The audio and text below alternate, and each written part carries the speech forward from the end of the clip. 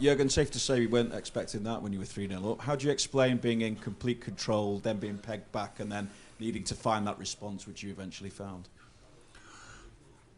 How do I explain it? I think it was obvious.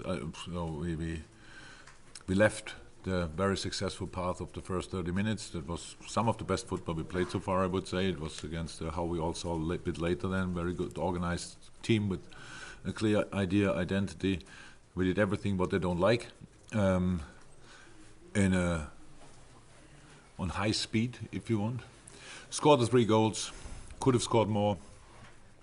They changed the system. That's allowed, and not really a problem usually. But tonight it was for us because we changed for some reason the approach a little bit. Like somewhere in a controlling mood, somewhere in an attacking mood, and other positions were too hectic. And the main problem was that we tried now to finish our situations off through the middle of the park. They had one midfielder less in the defensive because they took a bit more risk, left the number 10 in between the lines. So they had one midfielder less, and we still tried to push through the center.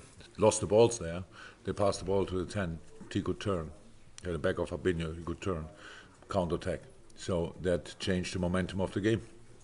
And because of the specific history of Salzburg, I would say, because they were not really bothered. Their teams, maybe they break down after 3-0 at Anfield, but they weren't. We were not really bothered. We opened the door. They were running through, chasing through the door, and they scored their goal. And then, half-time, we tried to adjust, but we were still our passes. All the goals they scored, I think. First goal we lost the ball easy. Was the second goal or the third goal we lost the ball easy? So counter-attacks when you are 3-1 up, that makes not a lot of sense. But it happened. It was very important. I said it now to all the colleagues out there. It was a very important lesson for us tonight. But I prefer massively to learn it in the game than to learn it after the game, because if we would have lost 4-3, it would have been the same lesson. But now we won 4-3, so 3 points and a lot to learn from, and so I'm fine. I knew before we have to improve a lot, but now everybody knows it probably. That's okay. We made it more intense than necessary, but we sorted it result-wise. 3 points in the group, game on. So now recover and face Leicester. So when momentum has shifted like that in the game, though, what is the key to finding the way to win? Control the game again. Well, we changed system as well. To give them a few more questions, but the problem was, and one of the problems of the game maybe was that the first half an hour, the boys had to work really hard for it, but it felt so easy. Pass the ball left, accelerate, being there, half space. I don't know how often we had a midfielder in a completely free space. Was it Gini? Was it Sadio? We passed the ball through from the last line or from the fullback and were completely free. He could turn. And the only little thing they changed was to change into a diamond. And how is that? But then in the different areas, a bit more man-orientated.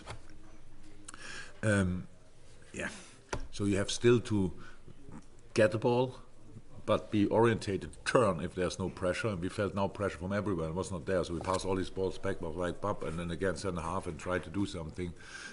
We were then too mono-structured. I was already shouting in first half that we have to use our structure again, but that's easier said, obviously, than done. And I said, a lot of things to learn from, a lot of things to improve, but still.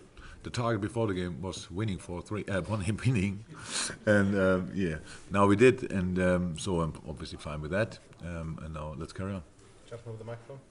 How important are the fans in those moments when you're sort of up against it? Well, fans are always important, so they are always important. That's how it is. I was in a game like this. It's very important as well that you celebrate a challenge when we win a press ball or whatever. That you celebrate like a goal, like it would have been against Barcelona or whatever. So I'm like this, but that's obviously not that easy, but the atmosphere was brilliant. And after 3-3, obviously the people remembered, our people remembered that we're at Anfield and there's still something possible, and that's why it was it was really supportive and helped, of course, a lot. Okay, got the next three questions, Jeff, with the mic and the lady in the front, and then Herr the Jeff. Klopp, Gratulation auch an Ihre Mannschaft natürlich. Was überwiegt denn bei Ihnen? Der Dank für die unfreiwillige Nachhilfe von Salzburg, dass man, wenn man nach 3-0 es Ihre Mannschaft in dem Fall leicht genommen hat, dass dann der Gegner trotzdem da ist, oder dass Ihre Mannschaft das Spiel wieder in Weltklasse-Manier in den Griff bekommen hat?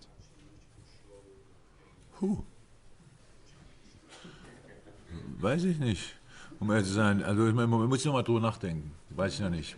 Aber ist eigentlich jetzt auch nicht so wahnsinnig entscheidend, um ehrlich zu sein. Es geht ja darum, dass wir am Ende das Ding gewinnen. Das ist ja eine Gruppenphase so. Ich meine, wenn wir jetzt in Knockout-Stage wären, wenn wir in K.O.-Runde wären und wir hätten jetzt hier 4-3 gewonnen, wären wir es auch gewonnen, aber dann hätte Salzburg zu Hause ein 1-0 gereicht, um uns irgendwie das Ding wieder so ein bisschen in die andere Richtung zu drehen. Also wir sind in der Gruppenphase, da geht es darum, die Heimspiele zu gewinnen. Offensichtlich sollten auswärts auch ein bisschen was machen, aber durch das andere Ergebnis ist die Gruppe total offen und wieder. Und das ist das, was wir wollten heute nach dem Spiel.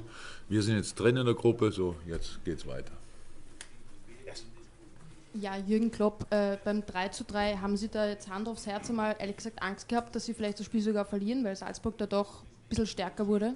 Also Angst habe ich beim Fußball relativ selten, um ehrlich zu sein, aber also ausschließen konnte ich es auch nicht in dem Moment. Aber das ist jetzt nicht so sehr das Thema, was man in dem Moment fühlt. Das Tor hat mich weniger gestört als die Entstehung erneut. Das ist ja so das Problem, dass wir einfach, die Positionierung war einfach schlecht. So, wir verlieren den Ball im falschen Moment, das kann ja noch passieren, aber wir waren ja in Führung. So, also jetzt da so offen zu stehen und den Gegner so einzuladen, um so einen Gegenangriff zu fahren, bei der offensichtlichen Stärke von Salzburg, macht ja gar keinen Sinn. Darüber war ich sauer, dass ein Ball drin ist am Ende, das war nicht cool, aber das ist nur die logische Folge dessen. Und deshalb haben wir, ich sage nicht, das ist einfach abzustellen, es ist nur so offensichtlich, die Fehler, die wir gemacht haben, dass es dann natürlich doch leichter ist, also mit den Jungs daran zu arbeiten. Wir haben jetzt nicht wahnsinnig viel Zeit, aber glücklicherweise lässt es auch eine Mannschaft, die extrem stark im Konter ist. So, wir sollten bei unserer Absicherung durchaus ein bisschen sorgfältiger arbeiten und die Bälle in anderen Momenten verlieren. Je weiter vorne du den Ball verlierst, desto einfacher ist es natürlich im Gegenpress, den Ball zurückzugewinnen. Wenn du den Moment verlierst, wo keiner damit rechnet, wo du eine total offene Formation hast, das macht keinen Sinn und das hat uns halt sehr wehgetan. Aber ich sage, dass Salzburg es einfach toll gemacht hat, das muss man auch sagen. Ich habe damit ja auch kein Problem. Bevor gesagt, wie stark sie sind und jetzt haben sie es allen gezeigt. So, falls jemand den Beweis gebraucht hätte, gern geschehen. Das wäre meine Frage gewesen. Sie haben gestern gewarnt vor Salzburg, haben von sehr viel Respekt gesprochen. Inwieweit wurde denn das heute bestätigt? In Halbzeit 1 und in Halbzeit 2 waren das zwei unterschiedliche Phasen? Ich habe nichts Neues gelernt, um ehrlich zu sein. Ich wusste, dass wir Salzburg Probleme bereiten können, das haben wir gemacht. Und ich wusste, dass sie uns Probleme bereiten können, wenn wir es zulassen. Das haben sie gemacht und wir auch. So, das ist das Thema bei der ganzen Geschichte. Das ist einfach das Schöne an so einer jungen Mannschaft mit so einer ganz jungen Geschichte ist ja, dass du keine negativen Erfahrungen wirklich hast. So, wir sind ja hergekommen mit gefühlten 20 gewonnenen Ligaspielen in Folge, haben jetzt das erste Champions League Spiel 6-2 gewonnen. Dann kriegen sie eine richtige Lektion, eine halbe Stunde lang, aber dann lassen wir sie wieder schnuppern. So, das ist, heute können ganz viele Spieler ganz viel mitnehmen aus dem Spiel. Die Salzburger, wie wir auch, keiner war unglücklich. Salzburg war sicher nicht jetzt am Ende glücklich darüber, dass sie verloren haben, aber sie waren froh darüber, dass sie das noch so offen gestalten konnten. Das ist natürlich auch angebracht. Aber ich habe auf unglaublich viele positive Dinge einfach von uns gesehen und kann die auch nicht ignorieren. Und jetzt so da zu sitzen und so tun, als müssten wir Salzburg irgendwie 5-6-0 aus dem Stadion schießen, das wusste ich vorher, dass das nicht möglich ist. Und nach einer halben Stunde sah es so aus, als wäre es möglich, aber dann haben wir einfach die falsche Entscheidung getroffen. Und dafür haben wir bitter bezahlt, mussten das mit viel Laufarbeit regeln. Am Ende haben wir das Spiel gewonnen, alles gut. The microphone over to Dave. I'm just going to have to go the complete length of the room to Dave Maddock. No, Dave, you have to wait for the microphone and then go on. Dave? There we go. Offside. Last question. Dave Maddock. Jurgen, for all the perhaps the naivety you showed in defending in the second half, you still actually showed a strength of character to to come back and win the game. And is that maybe the biggest change in your side, in the experience that they're gaining, that they can still show that sort of professionalism and ruthlessness of a top side? In comparison to 2 years ago, 3 years ago, whatever, maybe, yeah. But it would be silly if that would not be possible, because we did so many good things. If we now would lose complete faith in ourselves in the moment when things getting a bit more difficult in the game. So for tonight it's done, but the job will be similar on Saturday, and we have only 3 days to recover. And Christian Fuchs was tonight here as a pundit, and all of the others were on the sofa and watched the game. So that's a slightly different preparation for that game. And I'm sure Brent Rodgers thinks if we protect like we did tonight, then probably Jamie Vardy will run 5 times alone on the goalkeeper. So we will learn, but we have to learn quick. It's not that it's for us completely new. It's usually a strength of us, to be honest. But tonight, for some reason, we didn't show that strength. So, but we have to go again, and that we showed character. I'm the last one who would be surprised about that. That's why I was not overly concerned in the moment when we scored a 3-3, because I knew we will have moments again. I said we changed the system as well. We gave that sign that we are still here to win the game and not to bring it now over the last. What was it then? After, I don't know when happened the 3-3. When did we concede the third goal? Anybody knows when we conceded the third goal? Yeah. Half an hour time, so therefore for change the game again, and that's what in the moment what was most important.